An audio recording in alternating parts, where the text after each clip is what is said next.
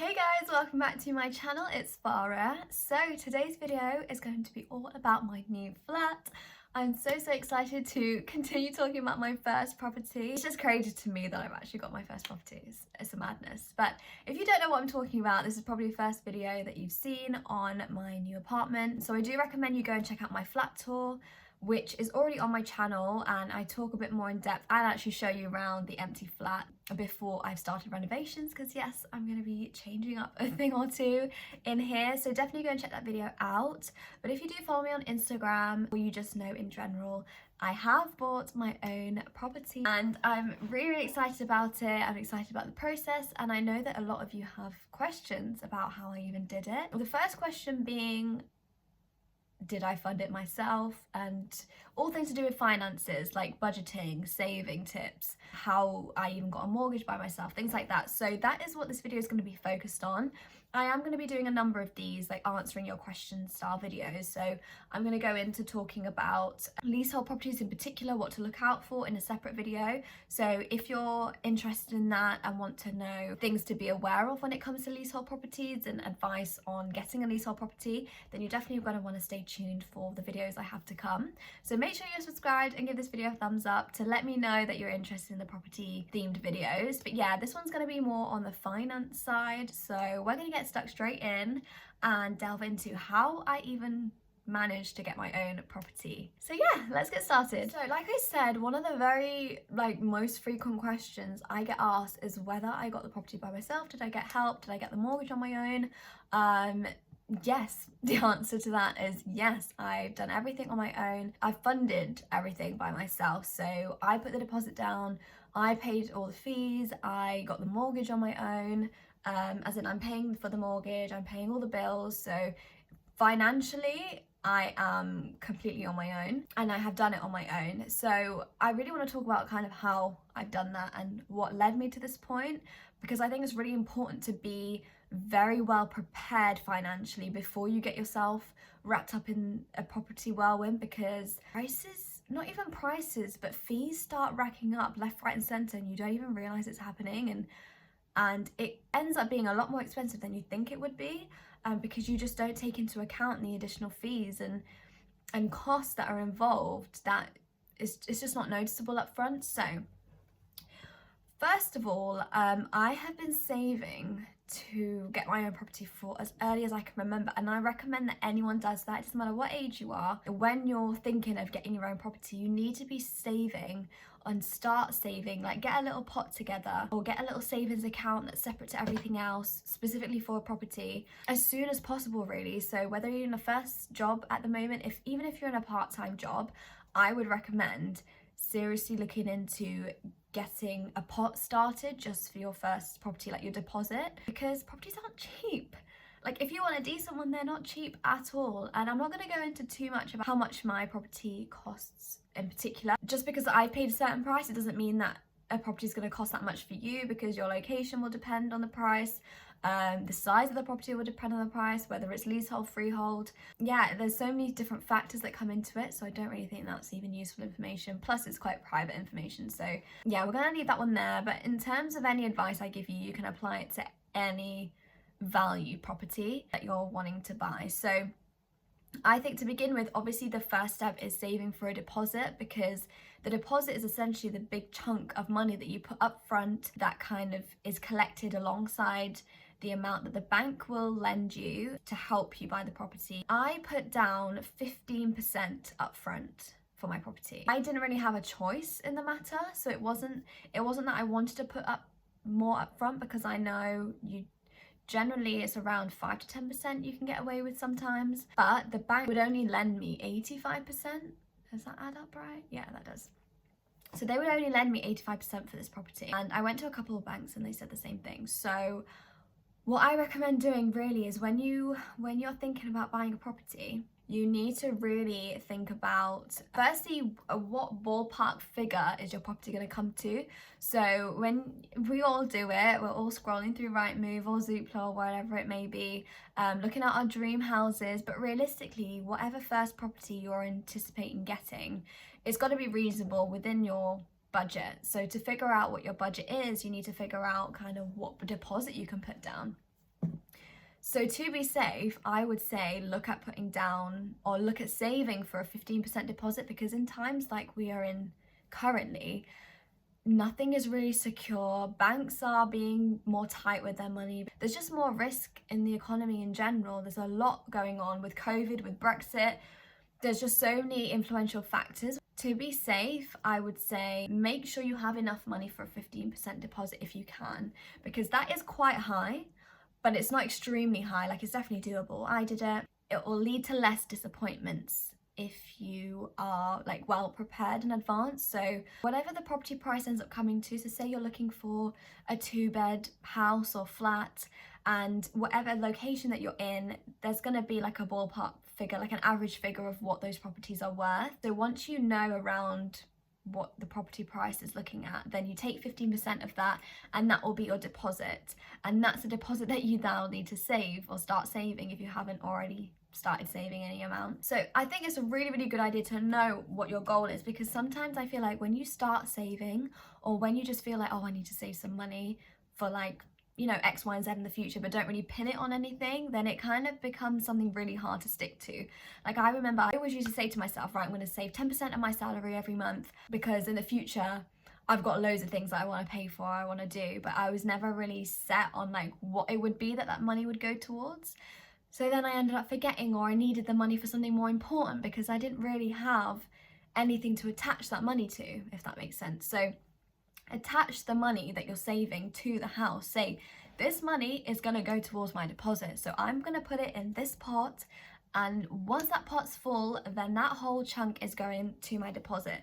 And you need to be really clear in your mind about that to help motivate you to continue putting money each month into that pot. Otherwise, sometimes you might slip, and then it's just going to slow you down. When I say deposit, that is not the only expense that comes into buying a property, don't get me wrong, but it's probably one of the biggest sums of money that you need to put up front. So once you've saved that, the rest kind of feels a lot easier. To save that money, like I mentioned, I personally saved a percentage of my salary each month. That you can decide what percentage you choose to save towards your property. It depends on the expenses that you already have. So if you're already renting, or if you already have a lot of bills, a lot of debt, a lot of commitments financially, then the amounts are going to vary for what you can put aside and just, you know, keep to the side and not use up in the meantime. So it's really, really up to you, but I would say try a minimum of 10% if you can, because 10% of a month's salary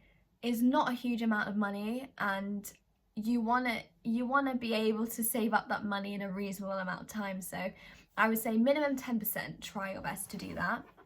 And then put that money away, don't ever look at it again, because in your mind it should be gone, like it's just not touchable, because that's the only way that it's really going to stay there, if you just see it as like it's not your money anymore, it's for the house.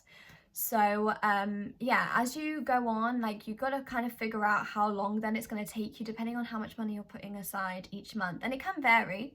If some months, if you're in a job where your wage varies each month, mine personally doesn't, but if you are in a job that your wage varies each month, then you may be putting in more some months and less in others, which is absolutely fine. As long as you're putting that minimum 10% in of whatever you're earning, then I think you're doing a good job. Just make sure you're trying to be consistent with it though. Like, don't just leave a month where you're not putting anything in. If you have to dip below the 10%, by all means do that, but don't feel like, oh, because I can't put 10% in, I'm not going to put anything, because that doesn't really help you either.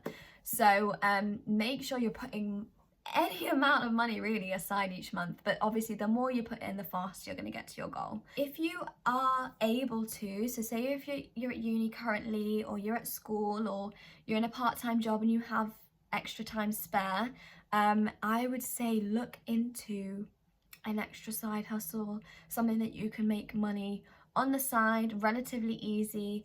And there are so many things these days online. You don't even have to leave your front door to make money these days, so there's not really any excuse for it. There's definitely a million and one ways online alone that you can make money. You don't necessarily have to go and get a job with a company, like in an office or in retail or whatever the case may be. You can make a lot of money online itself, or learn new skills and then use those skills to make money online. So definitely look into that. But obviously I personally already had like my Instagram, my YouTube set up, so that was kind of what I was monetizing and then using that money to save. Granted, it did not make me a lot and nowhere near enough. So one thing that also really helped me was actually the company that I work at. When I first, because I got a grad job at this company, and when we started, they gave us the opportunity to have an interest-free loan that obviously we have to pay them back, but essentially it was to just get us started, because a lot of people, when they start grad jobs, they move cities, they move away from their family, and they have to rent, and there's obviously a lot of costs involved.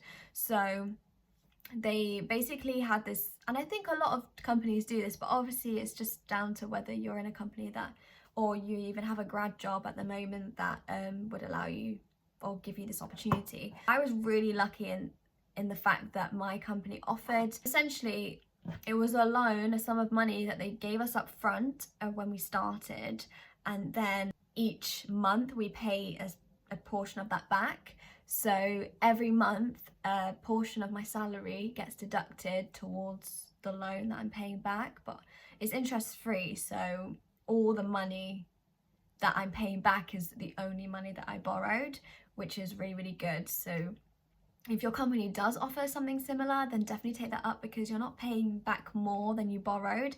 So it's essentially your own money and you're not losing out in any way. But that big lump sum at the beginning was so freaking helpful, because I don't know about you, but when I'm saving little by little at a time, it's so difficult to kind of see the bigger picture and realize that the money's going to add up. But when you have that big lump sum to kind of set you off, then yeah, it's really, really easy to like build on that, because you already have a foundation. So I found that really helpful. Granted, I didn't save all of it because I had my own expenses, and obviously I needed to use it as spending money too, like even for travel and things like that. But I saved a lot of it, and that a lot of that did go towards my property. And of course, I was paying out of my salary every month anyway, so it kind of evened out, because I was getting less salary each month. But I had that lump sum at the beginning, and I was just building on that each month as it went on, and I built the pot bigger and bigger. So that really, really did help me as well. And then so my other little tip is, so as a student, now this is only really going to apply to people at university at the moment, because a lot of university students don't think about this, and it's really, really frustrating. But I thought about it, and I knew hopefully I'll land a grad job, which I did, which will obviously pay me money. But the amount of money that you can get at uni for scholarships, for just living, like, you know, the government gives the student finance. So even though it's money that you have to pay back, you pay it back as like a tax, so you don't pay back a lump sum in the same way that you receive it. So what I did while I was at uni is I saved as much money as possible during my uni years to then keep in a pot once I left uni. And I think a lot of uni students just think, oh, this money's for uni, so I'm just going to splurge it all. Oops, sorry, my camera got full. Hopefully we're all good now. But as I was saying, most uni students have the mentality that, oh, the government have loaned me this amount of money that I'm going to have to pay back later, so I'm going to splurge it all out on uni, and I don't know, all my food, all my furniture, and just, you know, to completely empty my accounts and my student finance on the uni experience, because that's what it's there for. No, if you're smart, you will try your best. Try your best. I know it's hard at uni because everything's on you, like you're not really working at all usually. Like a lot of students don't get a full like a part-time job. I would recommend doing that. If you are at uni, get a part-time job, just get that little extra bit of cash in your pocket, because most courses do allow the time for you to have a part-time job. Like most courses aren't that hardcore, so it's well within your means to do that. But in general, the costs associated with going to uni, it depends how much student finance you get, but all I'm saying is try and budget as much as you can. Like, don't just take that money for granted, however much you get. I know some people's parents give them their allowance, but even if your parents are funding your uni experience, so you're not getting any money from the government depending on your household income, use the money that your parents give you wisely. Even still, like, budget it. Like, just because they've given you X amount of money doesn't mean that money has to leave your account entirely each month. Like, save some money back. Make sure, like, treat it as if it's a job. So, like, take 10% out of that money that you're getting from whoever, whether it's the government, parents, friends, family, it doesn't matter.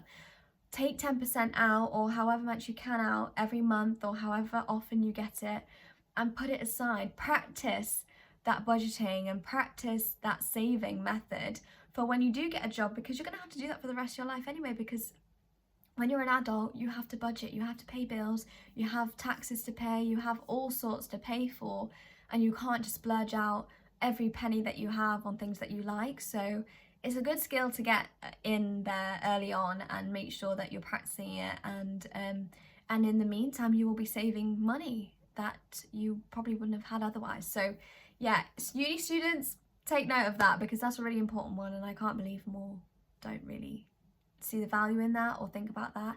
Obviously, go to uni, have fun, and live the experience, and don't feel like you have to scrimp and save if you know you don't have to. But at the same time, it's a good habit to get into, and you are becoming an adult when you're at uni. Like, you're going through that transformation process anyway, so just be more responsible with your money, your finances, however you're receiving them. Try and get a part-time job and just save that little bit each month, and it will really stand you in good stead. So yeah, in terms of saving, that is what I would say. Like, obviously, if you're not at uni, if you're at school, then hopefully if you can get a part-time job, if you have pocket money, the same will apply. And if you are working full-time like I am, then you can use a 10% method, like I explained before. So there's like my couple little tips in terms of budgeting and saving money. Now, in terms of when it comes to actually purchasing the property, there are a lot of fees and costs that come into it, like I mentioned. So you obviously have the deposit, which is the biggest chunk of money. Then you have legal fees. You often have to pay for a surveyor to come around, check the property's okay. And then you also have extra costs. For example, you know, like when you actually have the first month's mortgage payment, if that comes through, so you kind of have to already have that money ready and make sure that's secure, so you're not stressing out when that time comes and you've only just got your property and then you're not even able to afford your first month worth of mortgage or your bills or whatever the case may be if you're moving straight into that property. So there's a lot to be aware of before you just go gung-ho, and even if you've got a property that needs doing up, you need to kind of factor in about how much money you're going to need. So say you've got a rental property at the moment that you're staying in and you're going to be leaving, you need to be able to make your new property fit for purpose and actually livable. So what money are you going to have to put into that to make sure you're able to make that transition and move into it and have it be a place that you can actually live in? So bear that in mind as well. Like, what is the state of the property that you're purchasing and moving into, and how much money you're going to need up front and kind of immediately to make it a home, essentially. That is what you need to be aware of to begin with in terms of the finances. I guess in terms of a mortgage, so there's a lot of different funny like terms and stuff when it comes to mortgages. You can get fixed mortgages, you can get flexible ones, so the interest rates change. You can get like all kinds of different mortgages. You need to really just take advice from the people that you're actually getting the mortgage from. So usually it will be a bank, and you need to make sure that you pick a mortgage with the future in mind. So you got to think in 5 years time, in 3 years time, because sometimes the bank offers like a 2-year, 3-year, 5-year, 10-year, whatever fixed mortgage, and then you got to think about how long am I intending to be in the property, because once you pick a fixed mortgage, you're stuck in that mortgage for that amount of time, and if you want to change up your mortgage for whatever reason, then you're going to have a problem. So always be aware of things like that and take the time to really think about where you see yourself in X amount of years to then decide whether it's beneficial for you to get a fixed mortgage or you want to keep things flexible. And it also depends on the type of property. So whether it's an investment property and you're going to rent it out, or you're going to flip it, or you're actually going to be living in it, because obviously people buy properties for all different kinds of reasons. So yeah, that's just something to be aware of as well. Also, what's worth mentioning is you got to take into account as well, when you put a deposit up front, obviously it's a big chunk of money, it's going to take a while to save, but actually the more you put up front, the less your mortgage costs are going to be every month. So if you are getting, not that much money every month, like for a salary, then you're going to really want to put up more for a deposit, because then it's going to bring your mortgage payments down, and then the bank is more likely going to offer you the mortgage. So that's kind of why I feel like it was a good idea me doing the 15%, because it is quite a big amount of money to put up front for a property. But at the same time, my mortgage payments have been brought right down, and that means that any extras like the ground rent, the service charge, these are all leasehold property costs, but electricity, water bills, council tax, what other bills come into it, any other bills that you have monthly, when you add the mortgage payment on top, it can end up quite a hefty bill each month. So be aware of that as well. You need to make sure that you're kind of adding ballpark figures together to make sure that you can actually afford the property month on month, because it's one thing paying for your mortgage, but if you can't afford your electricity bills, your water bills, your council tax for the property, I'm sure there's more bills involved, but I can't think off the top of my head.